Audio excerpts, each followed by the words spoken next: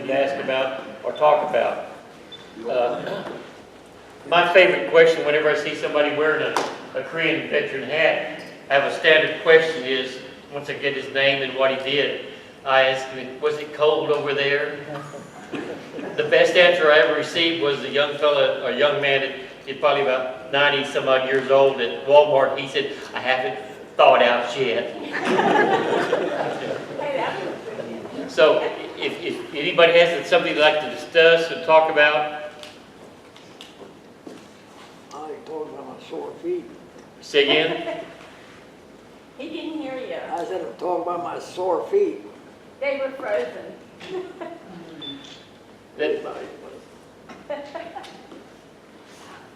One of the things that always puzzled me is why Drake was pulled back and who did it. Does anybody have an answer to who did it? I suspect the Marine General encouraged it. Maybe the Footie went along with it. If Haggaroo fell, it would be a real bad deal for everybody. Everybody. So, looking at the big picture, I can see where they would walk the tanks back to Haggaroo. I'd like to make an interesting anecdote that thing brought back. At the 1985 reunion of the Chosin few, the International, I met Ed Stanford, the Marine Corps liaison, or air controller, and we had an argument about a certain matter which is not too pertinent at this particular moment, but he told me that when he called in the airstrike at the hairpin curve, the pilot said, if I do that, I'm going to kill you, Ed. And he said, I'm going to get killed anyways, do it. And he did it. Well, later on, after Ed got back in Japan, he walked into the officers club in Tokyo there. And at the bar was a pilot that he had talked to. And the pilot said, Ed, damn it, I thought I killed you. Ed laughed. It was kind of funny at that time. Reminded me, or that film reminded me of that.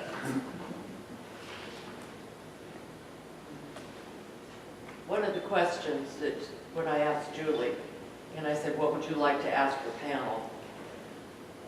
And Julie said this has always been her favorite question, is how did it change your life? How did the battle change your life? Elliot? Well, I was with Task Force Drysdale in B Company 31st, and we were destined to get to the reservoir, but we got ambushed between Kodo and Haggaroo, and we got wiped out. Unfortunately, I had to spend 33 months in the POW camp. But getting back to, and I really appreciate the video and the work that everyone did on it. But I was 16 years old, and I was always a happy-go-lucky kid. But I happened to get captured with a British Royal Marine, and him and I did the whole trek up to the POW camp together. We leaned on each other, we fell together, but we saved each other. We slept in a sleeping bag with all of our clothes on, a summer sleeping bag, together. And he was quite a bit older than I was. So he was my mentor, so to speak. And I also had some other mentors along the way, some sergeants and some other buddies. But I think what saved me and affected my life after that was, I didn't give a crap, you know. If I was gonna die, I was gonna die. And I always had an attitude that what happens, happens. And I'll do the best I can to survive. Ray? And that's my story, and I'm sticking with it. That's my line. How it changed me, I don't really know. I'm with you on that, though. Bad things happen, and the best thing to do is anticipate that bad things could happen. Yes. They're supposed to be. Oh, that bad things can happen, and anticipate the worst. But how it has changed me, I was on my second enlistment, and I had, I'll tell you one thing, if I hadn't just re-enlisted me about 2 months before the Korean War started for 6 years, I would not have stayed in the damn Army. But I was stuck for a 6-year enlistment.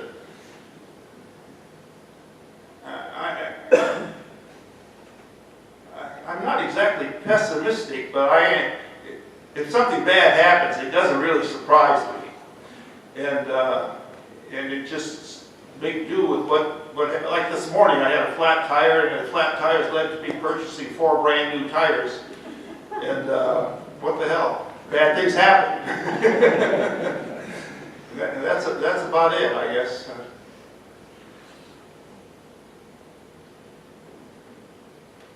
Well, to begin with, I'm just totally exhausted from watching this film again. It's just like I did it all over again. I'm tired. But when we hit Korea, the Incheon invasion, I was 1 month away from my discharge. Enlisted for 2 years. They had a 2-year enlistment, and I was ready to go home. And well, I didn't get to, of course, you know. But back on the film where the blown out bridge, there was one truck that got stuck out on that bridge, and that was my truck. I was a walking casualty, like they were talked about there. And somewhere down along the line, we got lost from a convoy. And I think it was when a truck in front of us hit a road. We hit a roadblock and had to sit there, and the truck's idling. This truck in front of us loaded with casualties too, and the motor died on it. Well, when they got a chance to move on, that truck couldn't start the engine. It wouldn't start. So we had to unload all the casualties off of that truck onto the last truck. So that put us way behind the convoy. And we got up to that bridge, we didn't know it was going out. We had this embankment on each side of it, and we see the Chinese up there. And I guess we were trying to catch up the rest of the convoy, but it wasn't anywhere in sight. So we directed the driver to get through that entrance there as fast as he could, because they're just shooting right down on us. Well, we got out on the bridge and almost went over the edge of it and blown out. So we were stuck there. And they just kept pounding it. Finally, they knocked the engine out in the truck, and it went up in smoke. And there was somebody wanted to back that truck off of there, off that bridge. And I said, well, why? We're just far away from it. We be down. We're not going anywhere. And of course, they knocked the engine out, and that was the last of it. And I was determined that I would not be captured. I'd rather die before be captured. And I figured I wouldn't survive a Chinese imprisonment camp. So I guess that's what helped me get through, because I started looking for a way to get off that bridge, and had another guy from my platoon in Japan. I spent 18 months occupation time in Japan before the Korean War started. So his name was Dan McCarroll. He got hit that day, and he was holding his side, and he seen me looking over the edge. And those Chinese firing on that truck, and sparks flying everywhere. He'd hit the guys in the truck, and hear them mowing and girl. And I said, well, if the original guy, that's all there is to it. So he asked me what I was doing. I said, I'm going over the side. And couldn't see what was down there at night time. Just total darkness. I didn't know what was down there or anything. I didn't know if it was rocks, ice, or tree snags. And I was hoping it was ice, and it was. So and I tried to encourage him to come along, and he made no attempt to follow me. So I just bailed off. And sure enough, I hit ice. And I released myself where I tried to fall where a rocking chair effect, and it worked. So I got down the bottom and kind of scooted out in the moonlight, moonshine that night. And after I got my senses back, I crawled back underneath the pillows in the darkness and waited. Nobody else showed. So that whole truck, I mean, it was 2 truckloads of casualties is what it amounted to. And sure they all perished. But so many people don't know that one truck did get on that truck. Everybody I talked to, no, that didn't happen. They went all around. There was one truck, and I was on it. They got caught on that bridge. And I'm convinced that there was no escape unless you tried what I did, But I didn't want to die, and I didn't want to be captured, of course. I don't think they captured anyone because they were just firing everything they had on that truck. And from that point on, I was on my own all the way back to Hageroo. But each night we get fired, and I didn't know I was going to live or die, but in my mind I would think, well, if I can get through tonight, I've got a chance to live another day. Because weather permitting, we had Air Force coverage during the daytime. If I can just get through tonight, I can pretty well plan on living another day. Then we just have to see what tomorrow has to offer. But that was just one of many things that happened. But I was on my own. I followed the railroad tracks down. I didn't go follow the road up 12, that hairpin curve on the road. I knew the Chinese was all over that. So, and I knew the railroad tracks did go back to Hageroo. The road did too, but you go through the mountains again. And I run across 2 other guys. They didn't agree with me, so they went their way and I went my way. And I ended up at Hageroo at daylight, December 1st. Spent all the rest of the night working my way down the tracks. And I run across 2 other guys, and that made 3 of us. We had 1 rifle, and I don't know if they even had any ammunition in it. But we go to villages or open areas while we take it easy, real slow, and make sure that we didn't make any noise or anything, but we made it back to Hageroo. And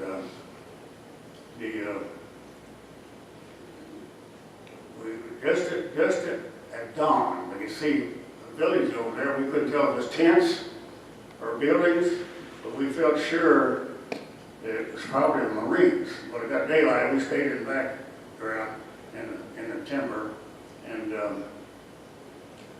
sure enough, when it got daylight, we could see people coming out with their breakfast gear at canteens and their food trays and everything going to lunch. So we exposed ourselves. There's some more along the line did the same thing. So they spotted us and they sent a truck over after us and pretty well filled up the truck, all of us. And he pulled it up alongside there, and the Marine lieutenant came out, and he says,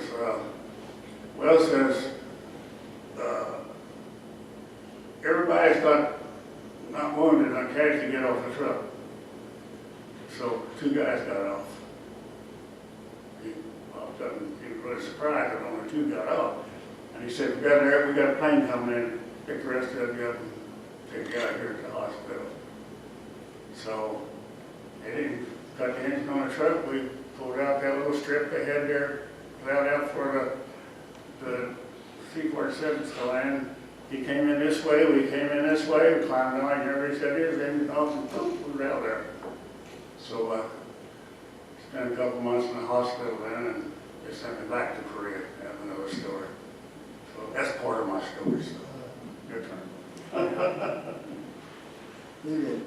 Yeah, mine is more of, I was trying to suppress the memories. I just felt, well, I was lucky. I won the lottery, I got out of there. And I tried to push it in the back of my memory. I didn't want to let it bother me. I was wife hunting. I got the woman I wanted, and we had children. I said, but that kind of brought on a little bit of a problem. I had 3 sons in the middle. I had a girl, 3 sons, and a girl again. But 3 boys, I always had the fear in the back of my mind that there was going to be that crazy question come up, what did you do in the war, Daddy? We see some scars over the years. I've had some operations that affected me that were visible signs. Say, how am I going to explain this to this kid? Something I don't know nothing about on why we were there. Why were we there? Does this picture show why we were there? We were there, we were creamed. We still don't know the reason why we were there. But 2 of my boys, when they got older, they figured, well, how would I find you if I went to the archives? I said, well, you won't find me I'm with the 57th Field Artillery. You won't find me at the archives unless you go to the 31st Regimental Combat Team, because that's who we are attached to. And as I got into this, the craziest thing was that Colonel Faith was attached outside of the Army protocol. He is attached to the 31st Regiment, the same as I was. But he's from a different regiment. And you don't normally, under Army rules protocol, mix regiments like that. And he was the first one over there. And he was under what they call at the time Operation Order 6. Was in November the 11th. Or November 13th was Operation Order 6. He was transferred under that order outside of our zone of operations into the Marine zone. So I'm giving this to my boys, and one of them happened to be an attorney. Well, that didn't satisfy him. He says, so I'm going to the archives with my other son. They went to the archives. They lived in Washington, worked in Washington. They said, let's see what we can find. Well, in the process, there was a thing everybody knew in 1980 was when Appleman's book came out. Now, most of us didn't know the name Chosin or what it ever meant, which since Korea was liberated, at least below the 38th parallel for Korea, the names have changed. Chosin is the Japanese word of the day built the dam. Change in is the proper word, and the word today for that region. And the Center for Military History uses it that way. So we got into this thing. So the 2 boys, they went to the archives. Well, they said, in the first place, there's nothing in the archives. You're wasting your time. So I had a thing here when I got Appleman's book. And there was a strange thing in the back of the book. I just want to read this. It's for Appleman's East of Chosin. There's a biographical note on it. This page way back at the end, on page 391, it states, aside from official records, little exists in print of the subject of Chosin. the unit command reports and other records of the United States Army units that participated in the action east of Chosin are contained in Records Group 407 in the National Archives, Federal Records Center, Federal Building Number 1, 4205 Suitland Road, Suitland, Maryland. My boy lives in Maryland. This record group includes all the unit records of the Army pertaining to the Korean War. For the units that fought east of Chosin, the circumstances that led to the tragedy are not documented in records or command reports. There are no records on deposit in the National Archives for the 1st Battalion, 32nd Infantry, the 3rd Battalion, 31st Infantry, or the 57th Field Artillery Battalion for the Chosin Reservoir action in November of 1950. I found none when I worked in a record center there in 1974 and 75.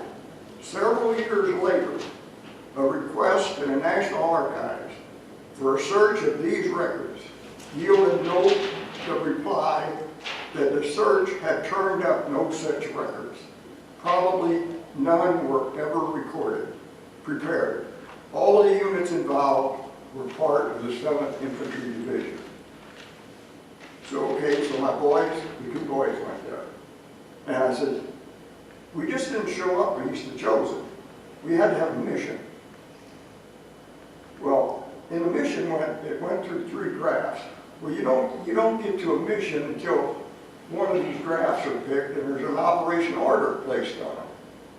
Well, they just happened to get, when they went to the archives, it just so happened that what Appleman was referring to, there were no records in 74 and 75, but there was one from 1979. All our records in the archives are marked secret. Secret takes like 25 years to review to see if they will be declassified. Well, it just so happened my boys were there in 1991, so this is well over the 25 years. So they found our orders for being at east of Chosin. Anybody wants a copy? There's small copies of them. There is an order on why we were at Chosin, and it's a shocker. It's a pure shocker. And I won't go into why it is such a shocker, but I'll let you people figure it out for yourself when you read it and make your own judgments on this thing. So it says here, in other words, the first thing is, this is Operation Order number 25, and this is reproduced by the National Archives. All right, it says here, intel summaries up on top. First thing, the first number 1, A and B, is what the 7th Division itself is going to do. So it says up on top, intel summaries. There's no follow-up on this order. Okay, B states 7th Infantry Division, perk your ears on this one, 7th Infantry Division attacks, this is us, this is the 7th Division, this isn't the 31st. 7th Infantry Division attacks 27 November, seizes Neptune. Does that sound familiar to anybody? Advance to the Yellow River, destroys enemy zone, and secures the Pungsan area. That's for the 7th Division. All right. Number 2, A, what the regiment is going to do. Regimental Combat Team 31 attacks without delay from the Chosin Reservoir, seizes objections A, B, C, D, and E.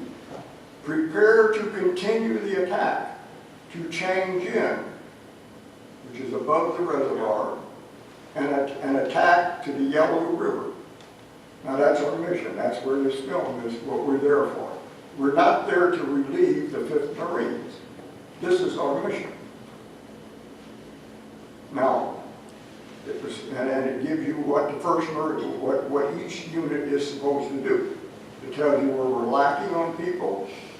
Now, in the meantime, I had a thing from just reading and doing research. Once my boys found this for me, I started a quest, a straight thing for 26 years to track this down.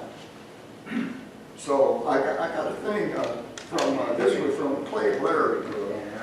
It's a large book, it's 1,300 pages.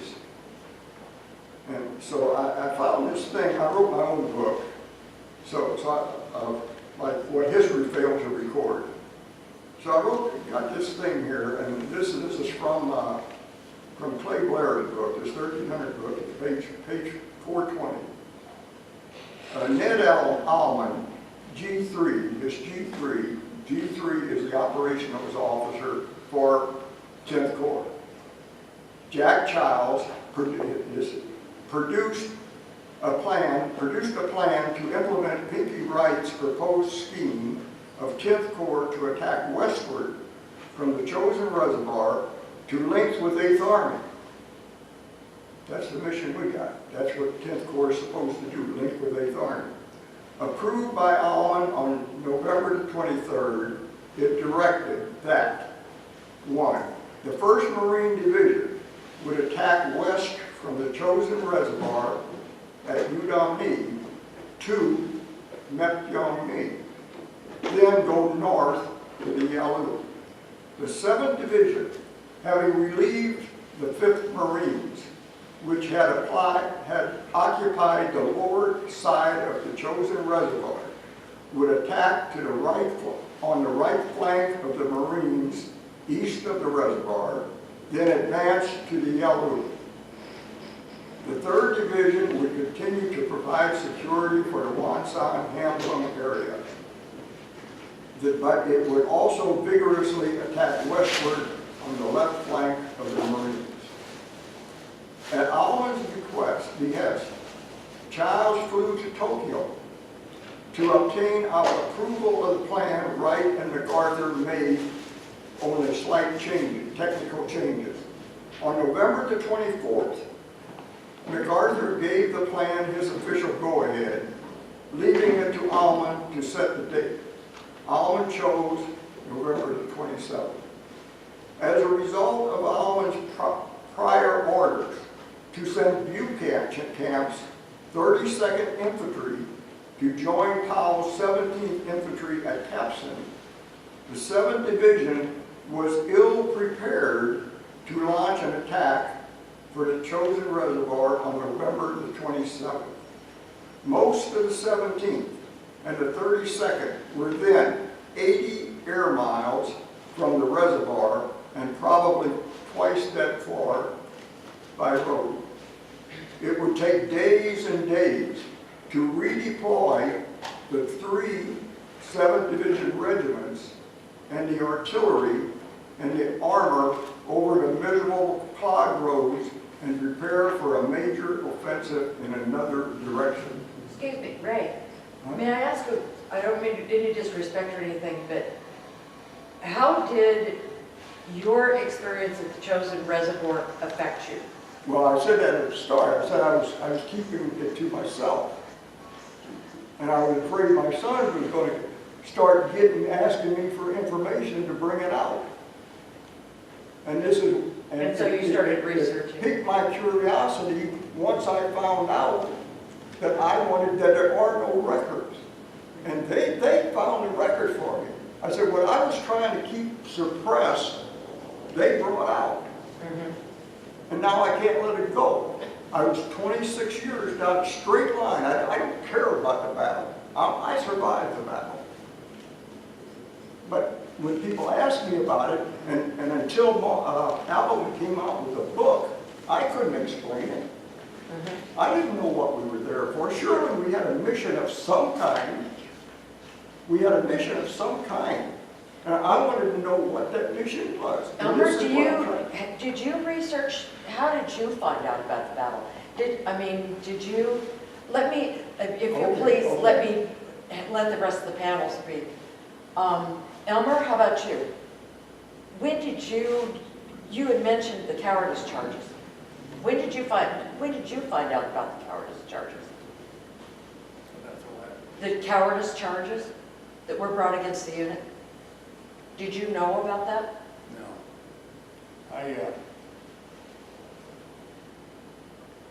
But I can say, you suggested we tell how the war affected us later.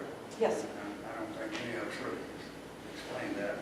But when I got discharged, I planned to, I liked the Army. So I planned to stay in and make a career of it. Well, when I got discharged, I thought, well, I really don't know what civilian life has to offer. I'll just take 30 days and see. Well, 2 days after I was discharged, I was employed with the Bell telephone system, and they had a lifetime work if you wanted to stay there and do your work. They had a good retirement system, benefits. So that's what I chose to do. And I spent 33 years doing this. So that kept me busy, and I forgot about Korea for the most part. I wouldn't talk about it. The family didn't ask questions. I didn't give them any answers. And one day I remember my granddaughter asked my daughter, "Did Grandpa really get shot in the war?" They didn't know it. And they said, "Yeah." Well, they got kind of curious then, started happening. But during all those 33 years, and then I worked some after I retired from there, but it kept my mind busy, and I didn't think of it. It didn't bother me. But after I retired and quit, I developed an idle mind, and things started coming back at me. Remember that? Then I started got to the point of having nightmares, and I had to get help. That's where I couldn't talk about it. If somebody wanted me to tell about it, I couldn't. So my VA doctor, he suggested that I get psychological help, and he made arrangements for it. So going through that medication, I can talk about any of it now, and I don't forget. I still have dreams, but they said you never stop dreaming about it. You get over all the rest of it, but you'll never get over it. You can always dream about it, but you can cope with it, and that's exactly where I am right now. So I still get psychological help and take the medication, but I talk freely about it. Anybody wants to talk, and my dreams aren't really that bad anymore. So that's the effect that I think most of us go through. When your mind becomes idle, your brain starts working and bringing back things, and it just gets worse and worse and worse and worse. And the psychologist says your problem is you let that build up in your mind, and you wouldn't talk about it, you wouldn't release it. And it got to the point where something had to be done, and that's exactly that. What about you, Ray? And most veterans think that it lowers their position or something to talk about having PTSD, but it's not. I used to think that too, but it's just an illness. Regarding when I heard about the charges of cowardice, Yep. I never heard about it. I think my mother made a casual mention of she didn't believe that article that she read And that one probably would have been 53, and I didn't really know what she was talking about. I stayed in the Army, and after Korea, I was back in Japan. And I was 30 years in the Army, and only one time did Chosin Reservoir ever come up, and that was when in 53, when the POWs came back, and there's evidence of turncoating. And the Army, in its wisdom, decided that anybody who had been a prisoner, and I'd been a prisoner for 3 days and then got away, would lose their security clearance. And I was in a position where I needed a security clearance, and they lifted mine because of that. And as a result of that, I went in a detailed discussion of what involvement I had in the Chosin Reservoir thing, and I got my security clearance back. But then the rest of my career was never mentioned. I did a tour in 74, 75. I was the Chief Operations NCO of I-Corps Rock U.S. Group, which had the mission of defending Seoul. And I inherited a room full of safes, full of classified stuff, which bugged the heck out of me. And in going through that, trying to get rid of a lot of it, I came across much of the old Korean War records that were still from the war. And I learned a lot of things. Among one is that the Chinese commander who commanded those forces that were attacked the 31st was severely criticized because he failed in his mission. His mission was to participate in that pincer attack and secure Hagaru. But he got wrapped up in destroying 2 battalions when he should have just pinched us off and kind of ignored us and went and continued with his mission. But he was rendered relatively incapable and could not execute his mission, and therefore Hagaru was held. And so the fighting that we did there was very significant in getting the Marines out. And when I have a chance to tell Marines that, I tell them that. And but the main, if you're interested in things military, you damn well better keep your eye on your mission if you're going to do stuff. But he failed. We got the heck kicked out of us, but in the big picture, it was worth it.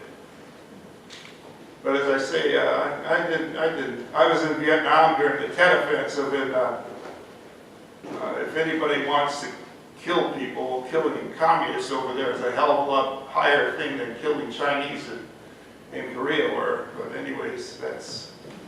Elliot, what about you? Well, you know, I heard that, the charge of cowardice, but it rolled off my back. Yeah. It just rolled off my back. Like Ray, I stayed in the service. I didn't stay as long as Ray did, but 21 years, went to Vietnam, Special Forces and everything. But the mission is the main thing. You're going to fight your butt off, no matter where you're at, do the mission. I don't have any problem with it. They can say what they want to say. Yeah. I know what I want to. I know what you got. Precisely. So they can, as far as I'm concerned, I've always been mission oriented. Once I had learned it was a damn mission. But I can handle it. I can handle the Marines. No problem. Ray, do you have anything to add to that about the care discharge? Well, you corrected it. Let me fill it in because I was going to try. I'll let this speak for itself. Okay. Anybody can have a, because this is from the National Archives. You can have, now if you want to go back to, like, we're going back to this Otto Sprenger Yes. guy, this Catholic chaplain, which I Yes. was Catholic, and that really drove me down. I was the altar boy. I went to the field masses over in Korea. And to have a chaplain come out and say something like that when he wasn't even on our side. And what always got me was, it's their prerogative for the Marines to say whatever their slander they had against us.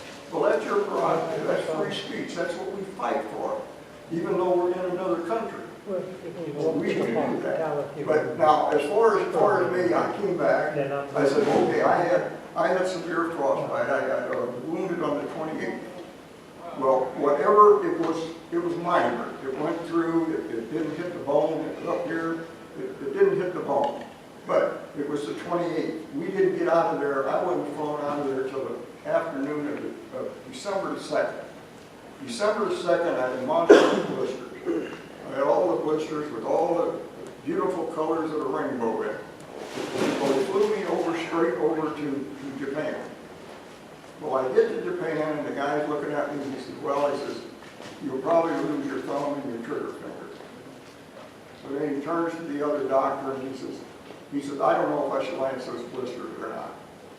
I said, he wants to cut off my thumb and my trigger finger. So luckily, I was transferred that night from the Kyushu, the island of Kyushu, up to Tokyo, to the main island, Honshu. Well, the doctors looked at me, he says, where did you come from? He says, what hospital did you come from? So I told him, he said, why didn't they lance those blisters? I don't know. So anyway, he said, I'm putting you to bed, I'm coming around within 30 minutes with a cart, and I'm lancing those blisters. All right, you don't lance the blisters. Well, by now, granted, the freezing froze the wounds, but there's also payment for that. When they thaw out, the infection is still there. So I'm infected. The infection is there. You don't just warm up the wound and say, hey, it's ready for a frying pan. It's infected. So, okay, so now I'm on a penicillin regimen. Round the clock. Every 4 hours, beeswax penicillin, peanut penicillin, burns, and then in the rump, that good old beeswax going, and they gotta really push it in that rump. They really gotta push that thing round the clock, almost a month. So they send me back to the States. All right, I get to the States, and the guys, they send me over to Camp Atterbury, Indiana. I feel nothing's wrong with me. I'm healed up.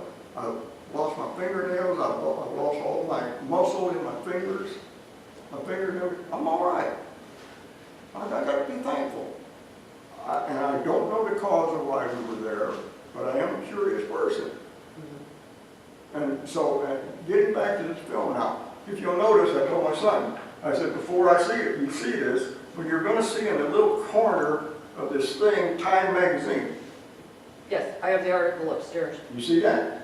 You Oh know yeah, where- I have the copy of the article. Do you know where it came from? From Time magazine, it actually came from Torchlight magazine in California. That's where he made the original statements. Julia asked me and Rusula. She said, I can't get this thing cleared unless I get I this. took care of it. I was the researcher that pulled all the articles. There's 45 of them. Okay, well, I also sent her that article. Yeah. I said, the thing was, it says, if you are a subscriber to Time, they are going to rerun that article, which is from the magazine Fortnight. Yes. Fortnight It was from published the Fortnight. magazine. He read it anonymously in Fortnight. And they will publish it, Mhm. but you have to be a subscriber to read it. So I send the information also to Julia Precious. It came from all sides. So I said, if you want it, I'm not a subscriber to Time. By the time I get the subscription, they may pull it. So I send her the information. You send her the information, and then Yeah, she got it she- from her sewer, so she got it from everybody Yeah. else. So, She and I, okay. I pulled a grand total of 45 articles. Okay, but she She had to approved get that. that to clear this, Yes. this here, because Yes. the Army says they have one spokesman, and you're not, what are you doing? You're not in the Navy. Because the Navy criticized the man and said, he's got to pull that article. I think in the final analysis. They actually suspended him. Yeah, He was because actually he was suspended. under Yes. the Department of the Navy. Yeah. So that part came out.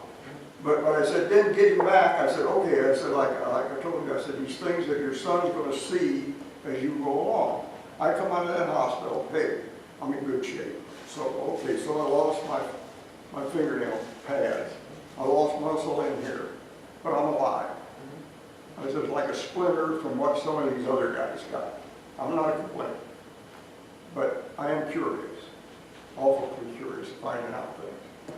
Well, anyway, now I am a Libra where I weigh things. I'm a true Libra. I am too. Okay, so you weigh things. You know what it's like. My wife was saying, why can't you make an instant decision? I'm not cut out that way. Let me weigh it first. Well, anyway, I'm getting along. We have the girl and the boy, David, back here, my oldest son. We have him, and I'm in the hospital for 6-7 months for this little minor thing. And I'm thinking, well, what are you keeping me in the hospital for? Well, I finally found out, surprise, you're our poster boy for frostbite. I said, 6 months I'm in the hospital. I said, I'm holding a bed. Somebody else might need this bed. So I said, well, we'll give you a 3-day pass every weekend. We'll give you a couple 14-day convalescent leaves. They're keeping me. They're not returning me to duty. Well, they see something that I don't know what they saw. And I said, I'm feeling good. I'm feeling good. I'm 20 years old. I had my 20th birthday at the ship of Chosin. I'm feeling good. So, okay, the guys come out and he says, well, what we did, he says, we went out to all the universities, the medical universities, and we put them on alert. And we spread you guys down at different hospitals. And we're trying to get all the brains together. What can we do to save these men's fingers and toes? Right, it was like Mora. When they And, said you know, Mora to stop that from what happened to Reeves. So, okay, so I'm sitting there. So I didn't know till, like, when I was writing to my wife, like before we were married. And one day, my daughter, my youngest daughter, she gets into the closet and she says, Dad, I found the box here. It says love letters. She said, I'm not touching these. So she gave it, but they filled in a lot of spaces. So I'm telling her, I said, when I was going with her before we got married, I said, I can't understand why I'm staying in the hospital. So I go back and I said, I finally found out. They told me, they says, they want you downstairs, they want to do an experiment on you. So then I found out, and now I'm the goat here. So they said, oh, we're going to do what the universities come out with, what they call, and I think you'll find out if some of you people that know these guys, that they come up with an eye that looks like this. I'm sure you saw some of these guys might have been. Let's knock it off. Well, I mean, you'll see. But what I'm getting at is this was the cure for frostbite was a sympathetic block. Well, they block the sympathetic nerve, and the sympathetic nerve makes your eye droop and everything. Well, eventually I had the operation. And then that's what these kids saw all their life. The operation was they didn't have a test for the operation, how the operation turned out, but it made my arm warm. My arm felt real warm. So I'm going along for 3 years. I get out of service. I'm working. I'm going for 3 years. I get a charter mark in my arm. It won't go down. So I go to the Veterans Hospital. They run a sympathetic block on me. Takes it away, it goes down. So, okay, they said, it reoccurs. Okay, you can have it corrected. It won't be a cure, it'll be a correction. So, okay, so they go in my chest, and they cut things loose. Well, when they cut it loose, now, after all these years, they got a sweat test to check this out. And Ray, I don't mean to be disrespectful, but I'm going I to know, stop I'm you. running This- on. We have got 3 other panelists and we have Okay, people that have questions. Okay, I'm sorry. Is there anyone from the audience that has a question? Any of our guests? I've got one that's kind of hard to format. To generally continue to stay in the military and continue your career after changing. Elliot? Elliot did. I once spoke with a guy that was a Vietnam veteran, Say again? I spoke with a guy that was a Vietnam veteran, and I asked him, I said, did you have any Korean veterans in your group when you were in Vietnam? He said, yeah. I said, well, who were you with in Vietnam? He said, well, I was first CAF. I was like, oh, cool. He goes, and then I moved to 11th CAF. I said, well, did you have any Korean veterans in your group? He said, yeah. He goes, there were some hardcore SOBs. And I said, wait a minute, you're first cavalry. I thought you were the hardcore SOB. And he said, not like they were. So I'm curious, as you move forward in the military after the Korean War ended, did your men look at you, I mean, was it more fear, more respect? I mean, how did your men, the younger guys coming up under your tutelage, how did they look at you? How would they define those? Well, when I was in Korea, I was a private. 16 years old, didn't know squat. It was a little different 14 years later. And I was a sergeant first class and in Special Forces. First time they were, I was a boy. The second time I was an experienced soldier. And it made a lot of difference to me and to my charges under me and my team in Vietnam.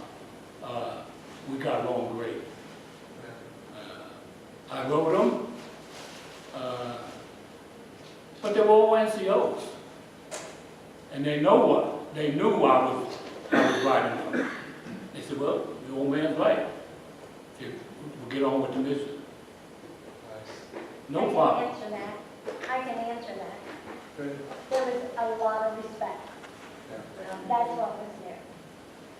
A lot. Well, you hear about so many Vietnam era veterans coming back and, you know, lost their taste for the military, some of them derogatory toward the military and whatnot. I look at the history of the military and want to see how it moves from one generation to the next. And I was curious for the men serving under you and how you felt that played out. So, yeah, that's a good response. Thank you. I don't, I'm trying to think, I wore the combat infantry badge on my uniform, and that alone generates significant respect when you are working with the military. And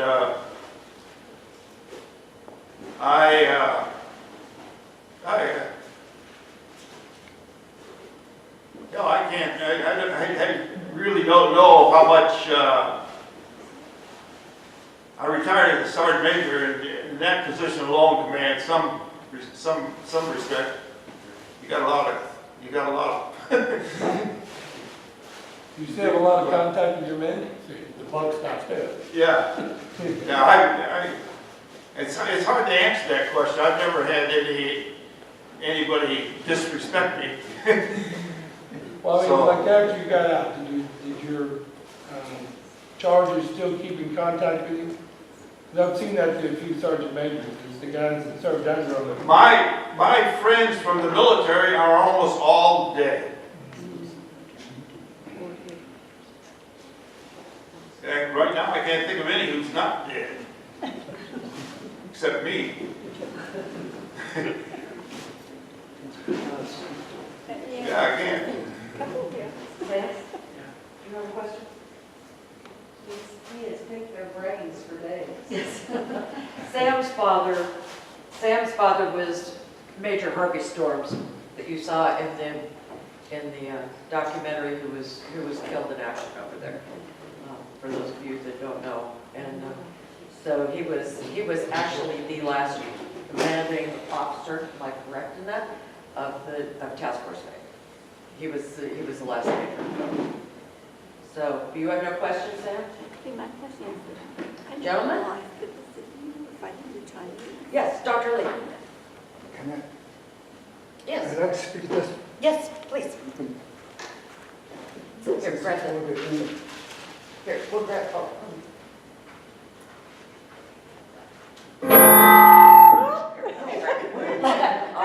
Let me grab this one, Doctor. shot to be scared. Thank you for your insight. I am North Korean born under Japanese occupation, and my wife and my family were refugees, came out from Hungnam.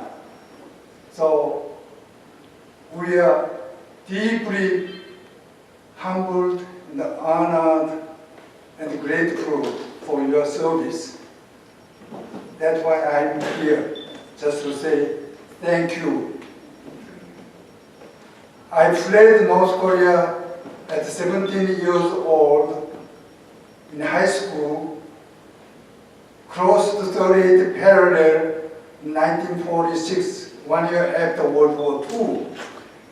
Unfortunately, we were living in North Korea, north of 38th parallel, so we replaced dictatorship to communism, Russian communism. So I fled before Korean War. I was hiding during North Korean invasion of Seoul. Then when Marine and the 7th Division landed in Incheon, I was looking for opportunity to join any troops who were advancing North Korea, because I had my parents, my brother, sister still living there. I want to know how they are. I had a good luck. I was recruited by 10th Corps looking for interpreter. I was only speaking high school English. I was fortunate,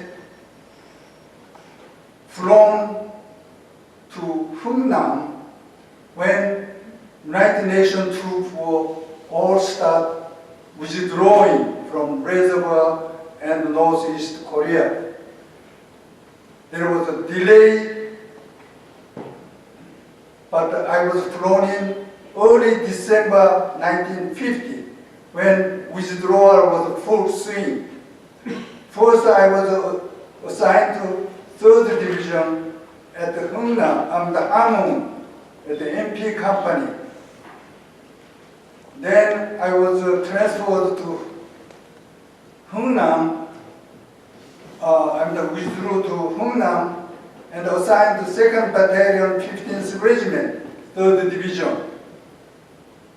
And they came out from Hungnam to Busan, then back to west, north of front, south of Seoul. Seoul was already occupied by advancing Chinese communist troops. But anyhow, there was millions of North Korean refugees came out from Hungnam. My wife was lucky enough to aboard Meredith Victory. Some of you know the last refugee ship came out.